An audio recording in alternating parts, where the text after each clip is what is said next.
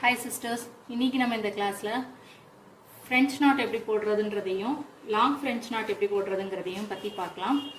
ரெண்டுமே பார்க்க ஒரே மாதிரி தான் இருக்கும், கொஞ்சம் டிஃபரன்ஸ் தான் இருக்கும். நான் அது என்னன்னு சொல்றேன். வாங்க வீடியோக்குள்ள போலாம்.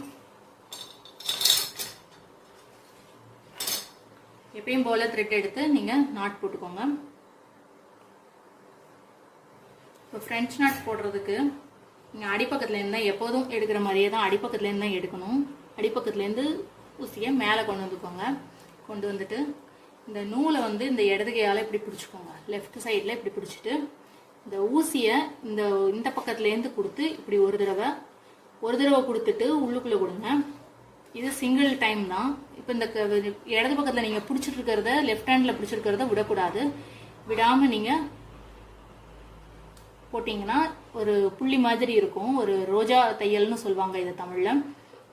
ஒரு பூ மாதிரி இருக்கும், இந்த மாதிரி வரும். நெக்ஸ்ட் நீங்கள் 2 தடவை சுற்றுறதை பற்றி பார்க்கலாம். இது ஃபர்ஸ்ட் ஒரு தடவை சுற்றிருக்கோம், இப்போ 2 தடவை சுற்றுறதை பற்றி பார்க்கலாம். கொஞ்சம் பெருசாக இருக்கும், சைஸ் வந்து பெரிய சைஸாக கிடைக்கும். இப்போ லெஃப்ட் ஹேண்டில் இதை வச்சுக்கோங்க. வச்சுட்டு ஊசியில் இந்த பக்கமாக கொடுத்து ஒரு சுற்று, ரெண்டாவது சுற்று சுற்றிட்டு இந்த இடது கையில் இருக்கிறத விடக்கூடாது. விடாமல் பக்கத்தில் கொடுத்துட்டு அடிப்பக்கத்துலேருந்து நீங்கள் எடுத்தீங்கன்னா கொஞ்சம் பெரிய ஸ்டிச்சாக கிடைக்கும், பெரிய ஃப்ரெஞ்ச் நாட்டாக கிடைக்கும். கொஞ்சம் பெருசாக இருக்கும் இது, அதோட சைஸு. இதே மாதிரி 3, 4, 5 எத்தனை சுற்றுனாலும் நீங்கள் கொடுத்துக்கலாம். இப்போ நம்ம 3வது சுற்று கொடுக்கலாம். 1, 2, 3 3 தடவை கொடுத்து எடுத்த இடத்துலையே நூல் எங்கிருந்து எடுத்தீங்களோ அதே இடத்துலையே கொடுத்தீங்கன்னா அடிப்பக்கம் இடது பக்கத்தை வந்து கையை விட்டுறாதீங்க.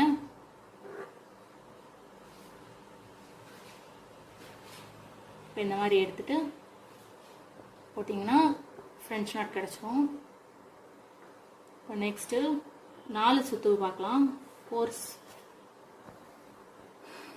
4 டைம்ஸ் இது பண்ணால் எந்த அளவுக்கு பெருசாக கிடைக்குதுன்னு பார்க்கலாம். 2, 3, 4 4 தடவை சுற்றிட்டு எடுத்த இடத்துலையே கொடுங்க.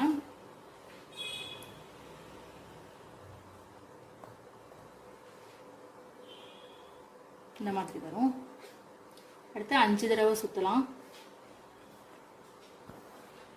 நீங்கள் சுற்று வந்து கொடுக்க எத்தனை சுற்று கொடுக்குறீங்களோ அதை பொறுத்து உங்களுக்கு அதனுடைய சைஸ் தான் பெருசாகுமே தவிர்த்து ஸ்டிச்சஸ் எல்லாம் ஒன்றா தான் இருக்கும். இதுக்குள்ளே கொடுத்து அடிப்பக்கமாக எடுத்துருங்க. எடுத்தீங்கன்னா கொஞ்சம் அதை விட கொஞ்சம் பெரிய சைஸாக தெரியும் உங்களுக்கு. இப்போ நான் இதை போட்டாச்சு. இப்போ லாங் ஃப்ரெஞ்ச் நாட் எப்படி போடுறதுன்றதை பற்றி பார்க்கலாம். இப்போ எடுத்த மாதிரியே தான், அதில் எடுத்த மாதிரியே நீங்கள் கோட்டு மேலேயே எடுத்துக்கோங்க. எடுத்துட்டு இந்த மாதிரி திருப்பிக்கோங்க. இந்த லைன்லேயே நம்ம போடுறதுக்கு என்ன பண்ணணும்னா இந்த இதை நம்ம இப்போ எடுத்தோம்ல இதே மாதிரியே எடுத்துக்கோங்க. ஒரு தடவை 2 தடவை எப்படினாலும் நீங்கள் சுற்றிக்கலாம். சுற்றிட்டு நம்ம எடுத்த இடத்துலையே இப்படி கொடுத்தது வந்து ஃப்ரெஞ்ச் நாட்டு. இப்போ அதே இது நம்ம லாங் ஃப்ரெஞ்ச் நாட் போடணும்னா கொஞ்சம் தள்ளி நீங்கள் குத்தணும். குத்தி அடிப்பக்கத்துலேருந்து எடுத்துட்டிங்கன்னா லாங் ஃப்ரெஞ்ச் நாட் கிடச்சிரும் உங்களுக்கு.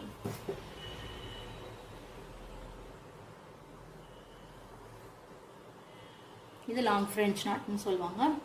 இப்போ இதே மாதிரி இன்னொன்று போடலாம். அடியிலேருந்து எடுக்கணும்.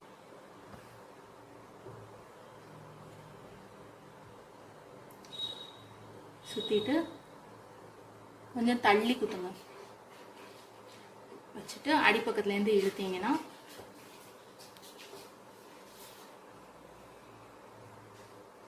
ஃப்ரெஞ்ச் நாட் விழுந்துடும். இதுதான் வந்து லாங் ஃப்ரெஞ்ச் நாட்னு சொல்லுவாங்க.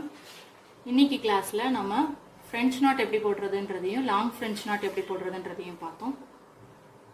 நெக்ஸ்ட் கிளாஸில் பார்க்கலாம். தேங்க்யூ.